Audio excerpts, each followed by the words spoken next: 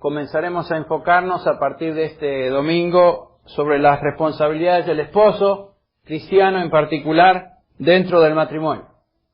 Algunas hermanas ya me decían en el picnic que ya era hora que comenzáramos a hablar de los esposos.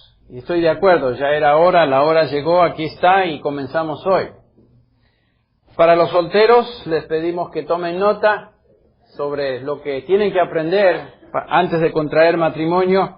Y para las solteras tomen nota también para ver qué tipo de valores y virtudes Dios demanda de la persona que usted va a escoger como su esposo. Así que creo que es material de beneficio para todo creyente. El 14 de febrero de 1996, el periódico local Daily News, que todos conocemos, publicó un artículo sobre una pareja en Nuevo México que decía haber encontrado en su matrimonio y haber encontrado el fundamento sólido para su matrimonio, lo cual garantizaba el éxito. ¿Cuál era ese fundamento? Bueno, según ellos era un contrato prenupcial de 16 páginas. En este contrato los dos individuos estipulaban reglas precisas sobre la conducta que anticipaban todo lo que podía salir mal en el matrimonio. Entonces, precavidos los individuos estos. Cosas como qué gasolina comprarían, quién se encargaría de lavar la ropa, los platos, quién y cuándo sacaría la basura. Algunas reglas como ninguna basurita podía quedar en el piso más de una noche, etcétera, etcétera. Un montón de reglas, imagínense, 16 páginas. Muchos piensan que realmente lo que garantiza el matrimonio o el éxito de un matrimonio es estar continuamente enamorado. En otras palabras, mantener los sentimientos y emociones incomparables del romance. A la luz de esto se hizo una encuesta a un grupo de chicos en la escuela, niños de 8 a 10 años, y se le hicieron varias preguntas. Por ejemplo, una de las preguntas era, ¿por qué sucede que algunas personas se enamoran? Una niña de 9 años respondió de esta manera. Nadie sabe realmente, pero escuché que tiene que ver algo con cómo hueles. Por eso el perfume y el desodorante son tan populares, según esta niña. Otro niño de 8 años dijo, creo que una flecha o algo así te atraviesa, pero el resto no es tan doloroso.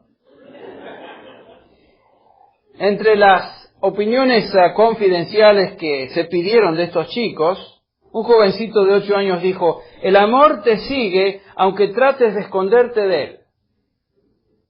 Yo he estado tratando de esconderme del amor desde que tenía 5 años, pero las niñas siguen encontrándome. Se les preguntó cómo se puede saber si una pareja está enamorada en un restaurante. Un niño de 9 años dijo, los que están enamorados se miran el uno al otro y su comida se enfría. Interesante. Una de las preguntas finales fue, ¿qué se puede hacer para que el amor dure? Aarón, de 8 años, contestó, no te olvides del nombre de tu esposa porque eso arruinará el amor. Está bien. Interesante.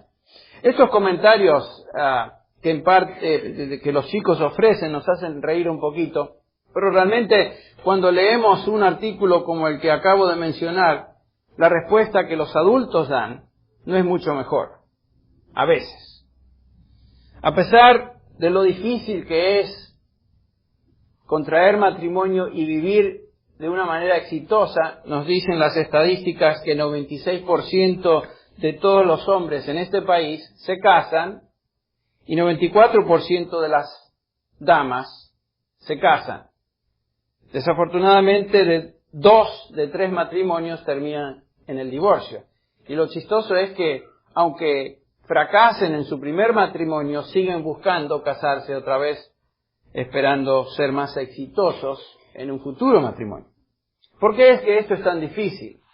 Bueno, la situación en la cual vivimos hoy se nos describe en la Escritura de una forma muy interesante. Por ejemplo, en 2 Timoteo 3:1 nos dice el apóstol Pablo, pero debes saber esto, Timoteo, que en los últimos días vendrán tiempos difíciles.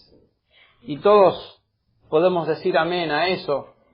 Porque los hombres serán amadores de sí mismos, avaros, jactanciosos, soberbios, blasfemos, desobedientes a los padres, ingratos, irreverentes, sin amor, implacables, calumniadores, desenfrenados, salvajes, aborrecedores de lo bueno, traidores, impetuosos, envanecidos, amadores de los placeres en vez de amadores de Dios, teniendo apariencia de piedad, pero habiendo negado su poder.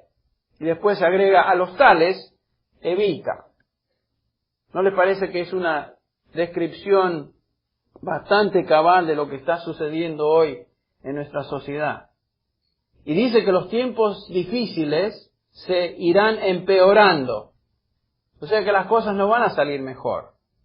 Vamos realmente de mal en peor. Los últimos días, a los cuales Pablo se refiere, es una referencia de la parte final de la historia humana que comenzó cuando Cristo vino por primera vez. Y culminará, por supuesto, durante su segunda venida. Hoy nos encontramos en la última etapa de los postreros días. Pablo describe las características de los hombres en esta época final. Y como dije, al compararla con lo que estamos observando hoy, podemos ver que el por qué es tan difícil tener un matrimonio exitoso y mantenerlo. Dice acá que los hombres serán sin afecto fraternal. La palabra que ahí se usa es astorgoi, que quiere decir sin amor familiar normal. Podemos conocer familias que tienen amor familiar el uno con el otro, que es normal. En estos últimos tiempos nos dice el apóstol que ese tipo de amor no va a existir.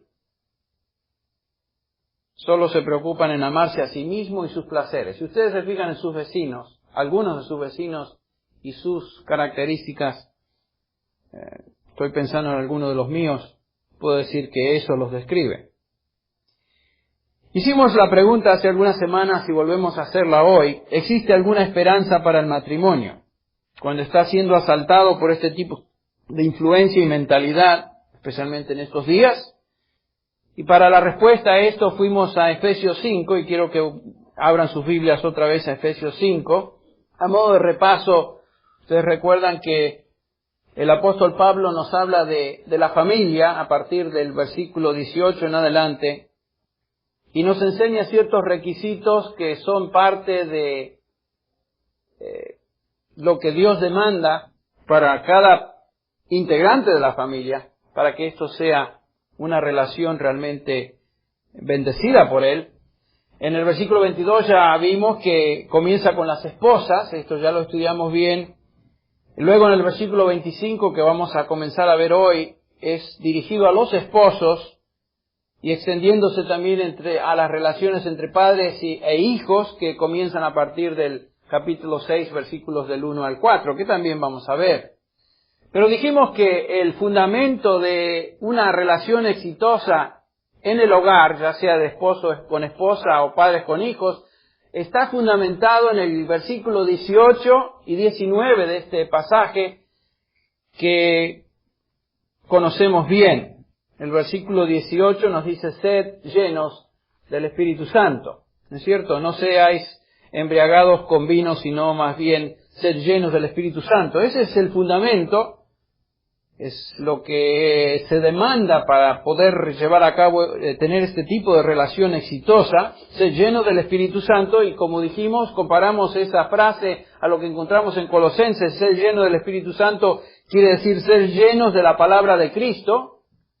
Y los resultados que se observarán es que en el versículo 19 se observará gozo, habrá gozo en la persona que vive en obediencia al Espíritu Santo, vive en obediencia a su palabra. Va a haber gratitud, va a haber también sumisión mutua en el versículo 21 que ya vimos. Pero ese es el fundamento espiritual para tener una relación de éxito entre casados. Sumisión a sus esposos es lo que Dios demanda de la esposa, y eso ya lo vimos bastante bien. Y hoy comenzamos con el versículo 25, donde el apóstol dirige ahora su atención a los esposos. Así que si usted es esposo, como yo lo soy, esposo cristiano, le invito a levantar sus antenas y poner mucha atención, porque esto es para nosotros en particular. Efesios 5:24 nos dice, pero así como la iglesia está sujeta a Cristo, también las mujeres deben estarlo a sus maridos, ya lo vimos. Y el versículo 25 dice, maridos, amad a vuestras mujeres, así como Cristo amó a la iglesia y se dio a sí mismo por ella. Esta porción que encontramos hasta el versículo 28 es muy simple. Y si podemos extraer un principio claro y clave de esta porción, es el siguiente: la responsabilidad fundamental de un hombre casado es amar a su mujer. Es fácil de entenderlo, escrito, es mucho más difícil de implementarlo. Sin embargo, esta instrucción, este mandamiento fue dirigido a esposos cristianos, dando por sentado que tenemos la capacidad como hijos de Dios de poder llevar a cabo ese mandamiento.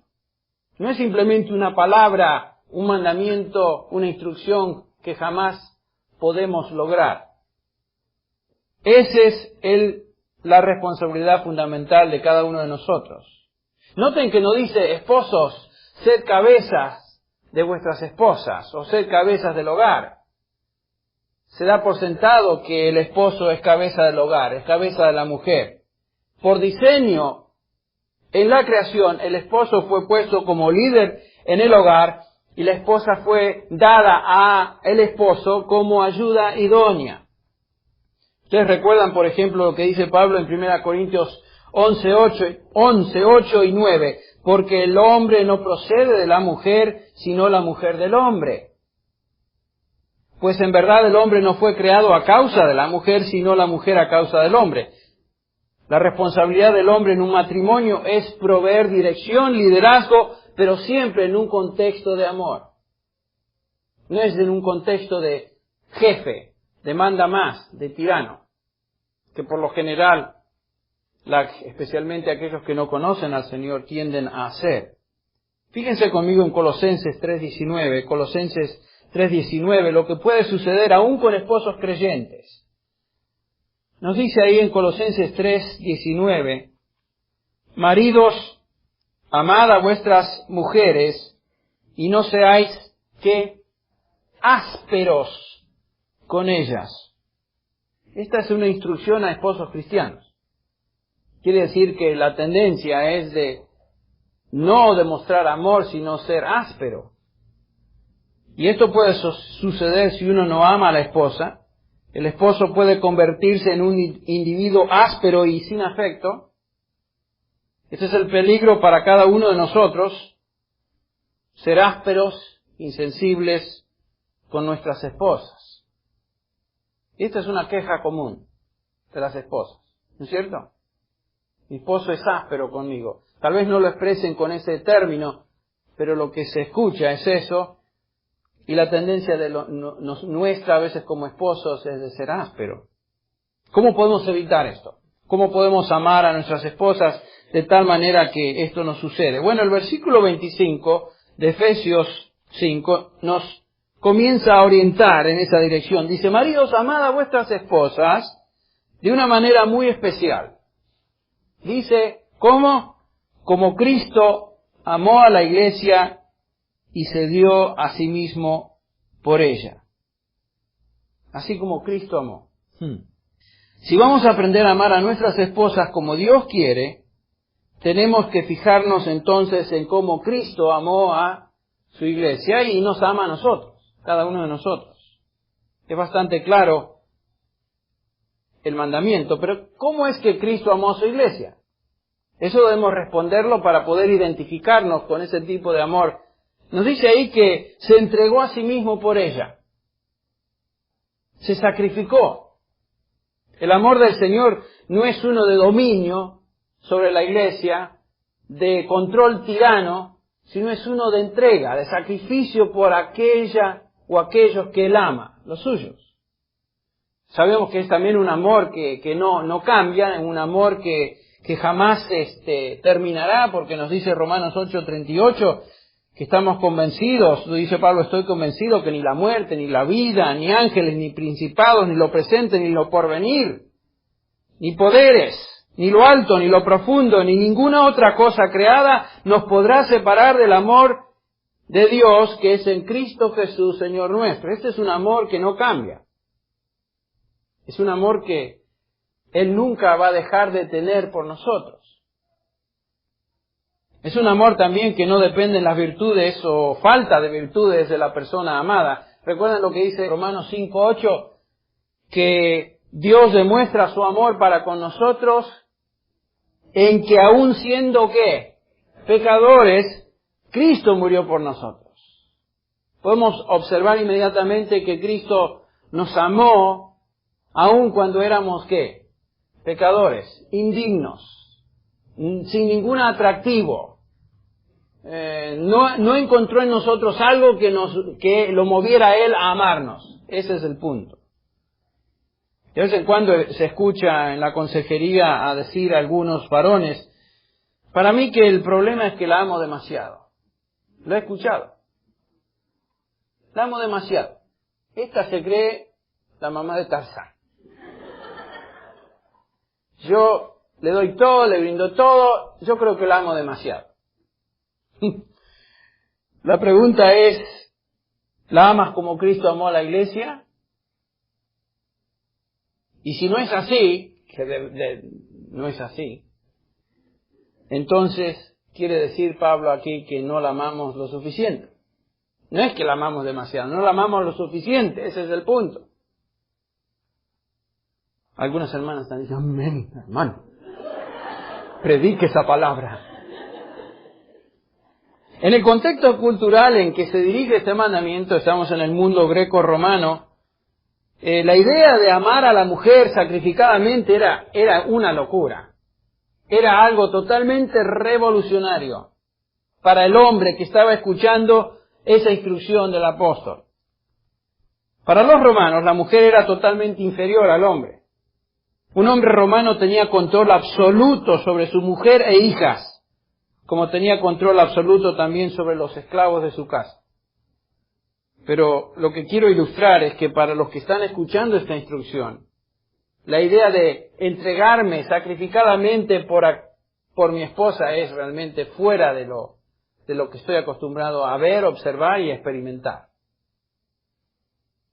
El apóstol Pedro repite este concepto del amor sacrificado de esta manera. En 1 Pedro 3:7, si ustedes tienen sus Biblias, 1 Pedro 3:7, Pedro, otro apóstol, que había recibido instrucción del Señor Jesús, dice, vosotros maridos, igualmente, convivid de manera comprensiva con vuestras mujeres, o vivid sabiamente con vuestras mujeres, como un vaso más frágil, puesto que es mujer, dándole honor como coheredera de la gracia de la vida, para que vuestras oraciones no sean estorbadas. Eso es como el apóstol Pedro expresa el mismo concepto. Quisiera tal vez ayudarnos a recordar el concepto por medio de 3 Cs, 3 palabras que comienzan con C: consideración, caballerosidad y comunión. Consideración. Pedro nos dice que debemos vivir sabiamente con nuestras esposas, de manera comprensiva, no imponiendo nuestra mentalidad o nuestra forma de pensar sobre ellas como algunos tienen por estilo hacerlo. Especialmente en nuestros contextos latinoamericanos, el esposo tiene el concepto cultural de ser muy macho, y porque es muy macho entonces quiere imponer. Eso quiere decir tener en cuenta a nuestras esposas y ser considerados de sus sueños, tal vez sus ansiedades. A veces todo lo que toma es escuchar. Y qué difícil es escuchar antes de detenernos y escuchar lo que nuestra esposa nos dice antes de lanzarnos a hablar. Y a veces escuchamos, pero solamente escuchamos parcialmente, y lo que estamos haciendo nos detenemos para ver qué es lo que voy a decir. Eso no es ser considerado. Que a veces nuestras esposas nos hacen ver esto. Por lo menos mi esposa me lo hace ver. Espero que sus esposas también se lo hagan ver. Entonces, esto es lo que dice el apóstol Pedro, seamos considerados con nuestras esposas. Hay una segunda principio o idea que aquí surge. Pedro nos dice que debemos considerar a nuestras esposas como un vaso más frágil. Obviamente se refiere a fortaleza física. Por lo general, el hombre es más fuerte que la mujer. La mujer es una persona más frágil, pienso, físicamente y también emocionalmente. Por ejemplo, la mujer por diseño no fue hecha para llevar a cabo ciertas tareas, ciertas cosas y deberes que demandan fuerza y condiciones realmente de brusquedad. Por ejemplo, ir a la guerra y participar en combate activo junto con hombres en un campo de batalla, no creo que es algo para lo cual la mujer fue diseñada. O por ejemplo, nosotros como varones por lo general no decimos a nuestra esposa, ¿sabes qué, querida? O amor. Varias veces escuché ayer en el picnic cómo los esposos se referían a sus esposas, mi amorcito, mi sueño, mi querida, todas estas cosas. No le decimos querida, ¿por qué no vas a cambiar la llanta mientras me termino el cafecito y más tarde te llevo a hacer compras? O sea, lógicamente esperamos que ese tipo de trabajo lo hagamos nosotros como varones. Consideración, caballerosidad y en tercer lugar comunión. Qué interesante que Pedro dice que nuestras esposas son coherederas de la gracia de la vida. ¿Notaron eso? Coherederas de la gracia de la vida. El hombre y la mujer no son iguales físicamente hablando, pero son iguales espiritualmente hablando. No hay diferencia. Son iguales en la relación, somos iguales en la relación que tenemos para con Dios. Ella es una hija de Dios, yo soy un hijo de Dios, ella es mi hermana en Cristo. Y a veces cuando tenemos dificultad, tenemos que pensar y estamos un poquito molestos, tenemos que pensar que no solamente es mi esposa, es mi hermana en Cristo. Es tan hija de Dios como yo lo soy. Y tengo que tratarla a ella como una hija de Dios. Dios no tiene hijos favoritos, ni privilegiados. Dios tiene hijos e hijas. Todos somos hijos de Él, salvados bajo un común denominador. Nos salvó de la misma forma por gracia sin merecerlo y nos ama de la misma manera. Debemos amar de esa manera, amar a nuestras esposas entendiendo sus necesidades, anhelos, sentimientos, ideas.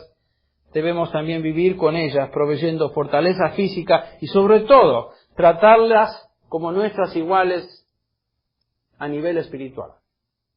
Son hijas de Dios. Ahora volviendo a Efesios 5:25, nos dice ahí amar a nuestra esposa como Cristo nos amó, es amarla a pesar entonces de lo que ella es, como responde, lo que nos diga o independientemente de cómo nos sintamos. Eso es amor sacrificado. Cristo se sacrificó por su iglesia. Una ilustración tal vez tremendamente significativa que podemos notar en el Antiguo Testamento del amor de Dios para con su pueblo, la encontramos en el libro de Oseas. Ustedes recuerdan que Oseas fue un profeta que Dios le mandó a hacer algo muy interesante. Le mandó a casarse ¿con quién? Con Gomer, que era una prostituta de profesión. Imagínense. Dios le manda a Oseas a casarse con una prostituta, quien simbolizaba a Israel y su infidelidad para Dios.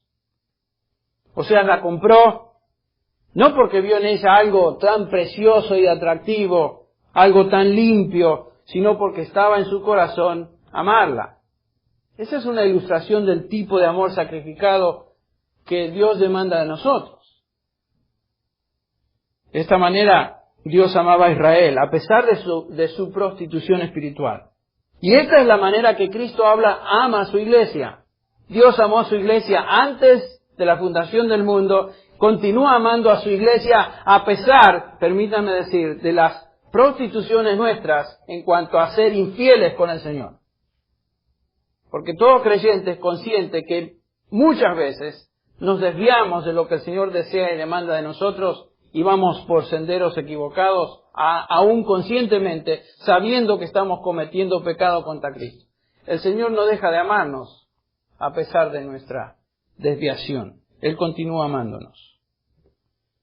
Esta es la forma en que Cristo ama a un individuo, ama al esposo. Ahora, Pedro, dirigiéndose a cristianos, personas transformadas, esposos cristianos y mujeres también en este caso, en el 1 Pedro 1:22 dice, puesto que en la obediencia a la verdad habéis purificado vuestras almas para un amor sincero de hermanos, amaos unos a otros entrañablemente de corazón.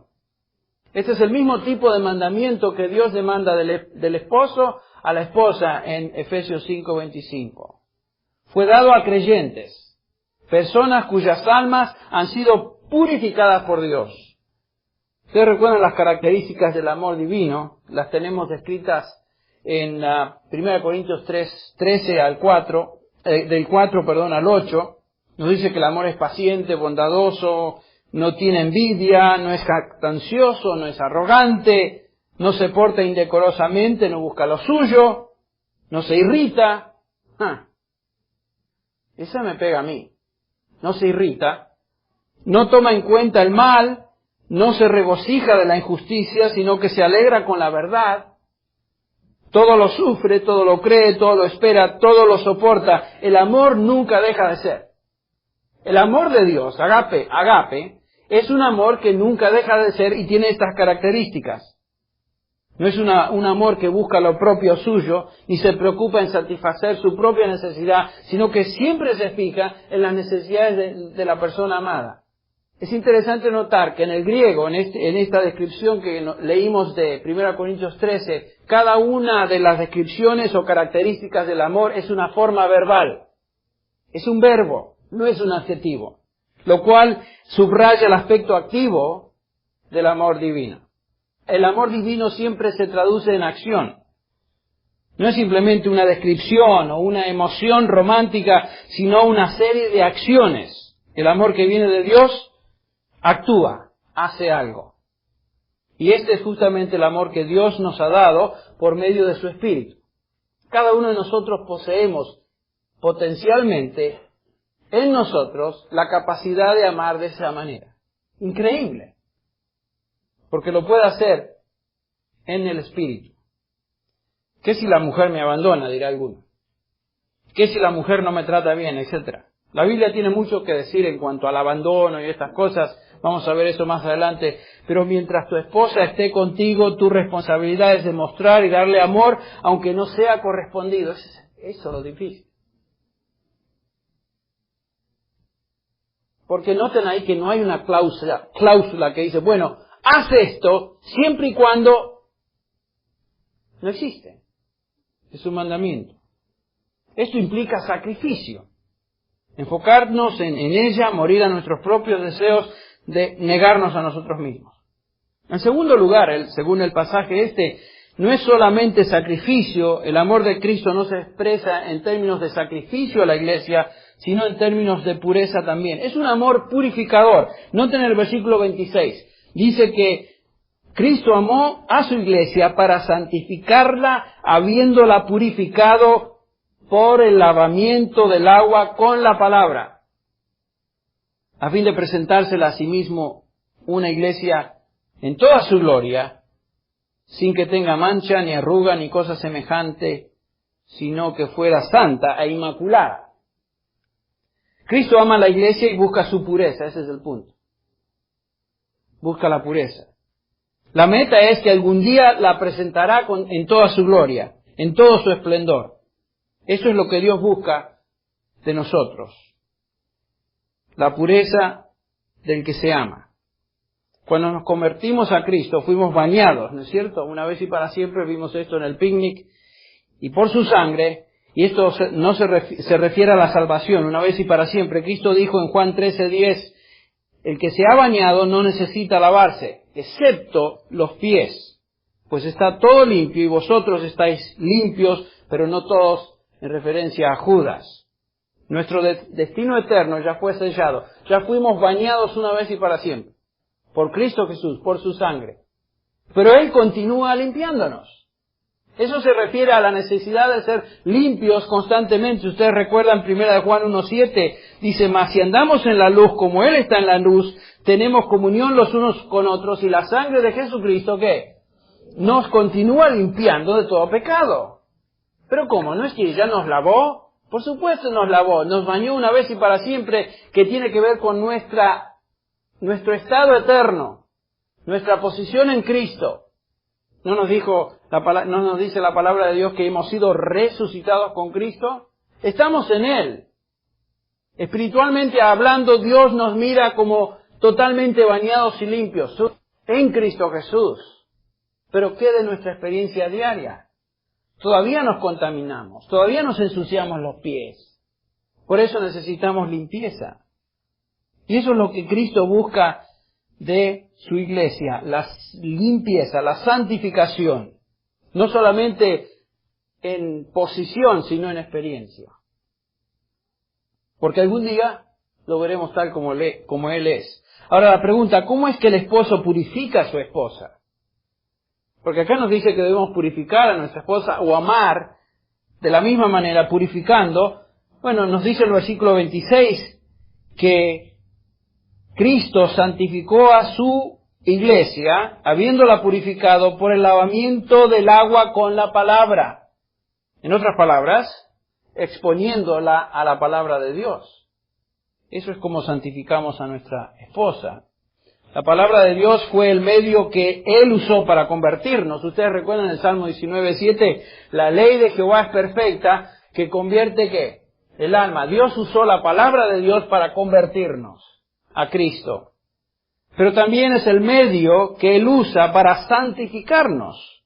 Juan 17:17 dice, el Señor Jesús orando, intercediendo por nosotros, dice, Padre, santifícalos en que tu verdad, y después agrega, tu palabra es verdad. En otras palabras, la palabra de Dios es el medio que Él usa para convertirnos y también para santificarnos. Conclusión o aplicación, la forma en que santificamos, purificamos a nuestras esposas es exponiéndolas a la palabra de Dios. Por ejemplo, formas prácticas, viene a la iglesia y se sienta contigo a escuchar la exposición de la palabra.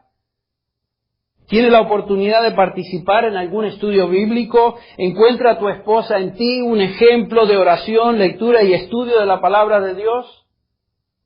¿Existen en tu hogar libros, materiales que se puedan usar para conocer mejor la palabra? ¿Le provees de cintas o cassettes que enseñen la palabra de Dios? Son formas prácticas. En breve, ¿qué es lo que estamos haciendo para fortalecer a nuestras esposas espiritualmente hablando, como coherederas de la gracia de la vida? Eso es parte de ser líder. Debemos ser medios de santificación en la vida de nuestras esposas. Otra forma práctica de purificación es evitar exponer a nuestras esposas a cualquier cosa que cause tropiezo o tentación a hacer lo malo. Eso es lo que el Señor Jesús hace con su iglesia. Existen algunas parejas con muy poco discernimiento en cuanto a esto. Conozco una pareja que piensan que leer o observar, mirar cosas pornográficas como adultos que son, les ayuda en su vida matrimonial. Eso no es forma de ayudar a tu esposa a ser pura. Eso es una excusa para dar rienda suelta a la lascivia del corazón. Eso no es purificar a la esposa. No, es que nos ayuda en nuestra vida matrimonial. Sí. Contame. Si realmente amamos a nuestras esposas, vamos a buscar aquello que es puro para ellos, jamás lo perverso de este mundo. ¿Y sabes quién es responsable de la pureza del hogar? El varón.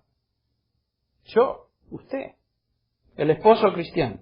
Ese es parte del diseño de Dios, ser líder en toda categoría, inclusive en esa. Amar a la esposa buscando su pureza. El amor genuino siempre busca aquello que es puro. Nos dice Pablo en 2 Corintios 11:3 que me temo, dice que así como la serpiente con su astucia engañó a Eva, vuestras mentes sean desviadas de la sencillez y pureza de devoción a Cristo. Como esposos cristianos debemos buscar la pureza en nuestro matrimonio. El amor que viene de Dios escuche bien y tenemos que terminar hoy, odia cualquier cosa que contamine la santidad. El amor de Dios odia lo que es contaminante. Efesios 5:2 nos dice, andad en amor, ¿se acuerdan? Así como Cristo también nos amó y se dio a sí mismo por nosotros ofrenda y sacrificio a Dios como fragante aroma. Y después agrega, pero que inmoralidad, impureza, avaricia, ni siquiera se menciona entre vosotros. ¿Qué es esto de mirar programas pornográficos para ayudarme en la vida matrimonial? Nos dice acá el apóstol que si vamos a amar, andar en amor, estas cosas ni siquiera se mencionen. Ni obscenidades, dice el versículo 4, ni necedades, ni groserías que no son apropiadas, sino más bien acciones de gracias. El amor de Cristo busca la pureza de los suyos y de la misma manera el amor del esposo debe buscar la pureza de su esposa. Nos dice el versículo 27, a fin de presentársela a sí mismo una iglesia en toda su gloria, sin que tenga mancha, ni arruga, ni cosa semejante, sino que sea santa e inmaculada. Pablo nos dice que debemos presentar a nuestras esposas así como Cristo presenta a sí mismo, a su iglesia, en toda su gloria. Obviamente aquí no tiene referencia al aspecto físico. Sabemos que con el tiempo la belleza física se hace menos y menos notable, por eso gastamos tanto tiempo frente al espejo, en los peinados, decorar todo aquello que debemos cubrir, maquillar, quitar canas, ir al salón de belleza, tapar los obvios defectos que con el pasar de los años se hacen cada día más aparentes. Yo me miro en algunas fotos y digo, ay, madre mía, ese soy yo. Y las hermanas se ríen, pero usted tiene la misma reacción cuando se ve en el espejo a la mañana. Hay manchas, arrugas, desgaste, todas esas cosas que deben ser cubiertas. Ahora quiero aclarar lo siguiente, que la Biblia no exalta lo feo. La Biblia no menoscaba la belleza física, sino que la coloca en su debido lugar. Ustedes recuerdan, 1 Timoteo 4:7 dice, pero nada tengas que ver con fábulas profanas, más bien disciplínate a ti mismo para la piedad. Eso es lo que busca Dios, la piedad, la belleza interna. Y después agrega en el versículo 8, porque el ejercicio físico, el aspecto físico, aprovecha para poco. No quiere decir que no aprovecha para nada. Pero la piedad es provechosa para todo y tiene promesa para esta vida y para el futuro. Ese es el punto. Que debemos cuidar nuestro aspecto físico, por favor. No seamos maltrechos. Pero hay que ponerlo en su lugar. Y lo que Dios demanda de su iglesia y lo que el esposo debe enfatizar, exaltar en la vida de su esposa es la belleza interna. Lo interno. Porque tiene promesa para hoy, para el futuro. Es eterno. Es eterno. Entonces, el marido es responsable de amar a su esposa como Cristo amó a su iglesia sacrificadamente, santificándola, buscando su belleza espiritual. Este es el amor que llena y satisface el corazón de una esposa. Hay bastante más que queremos compartir, lo haremos a partir del próximo domingo. Pero ahora vamos a orar, culminando este tiempo juntos. Padre, te agradecemos porque tú nos enseñas cómo vivir con nuestras esposas. Gracias porque por medio de tu Espíritu que reside en nosotros, tenemos la capacidad de poder amar como tú deseas. Estamos muy conscientes, Señor, que esto es difícil, que no es simple, que demanda devoción espiritual, que demanda madurez. Lleva a cabo esta obra en nuestro corazón para que seamos, Señor, un verdadero testimonio de tu gracia. Pedimos estas cosas en el nombre y los méritos de aquel que nos amó con amor eterno, Cristo Jesús. Amén.